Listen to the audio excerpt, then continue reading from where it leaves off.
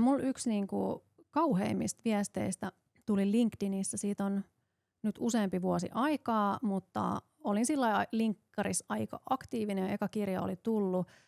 Yksi tämmöinen mies laittoi, mä sitten estin hänet jälkikäteen, mutta hän laittoi siis useamman viestin.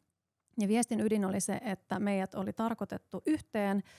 Hän asui, olikohan, anteeksi nyt Heinola, mutta hän asui Heinolassa. Ei, mun mökkikunta. Hän kertoi siellä, että hänellä on semmoinen iso omakotitalo, että mä mahtuisin myös asumaan sinne hänen kanssaan. Että hän on katsonut mulle jo Helsingistä bussit, millä mä voisin tulla. Ihanaa. Ja että hänellä on semmoinen äänieristetty huone siellä, missä mä voisin sit olla. Ja sitten jos mun tarvii lähteä jonnekin, niin hän kyllä sit aina voi autolla mua kuljettaa. Jos te heinolalaiset nyt tunnistatte tämän tapauksen, niin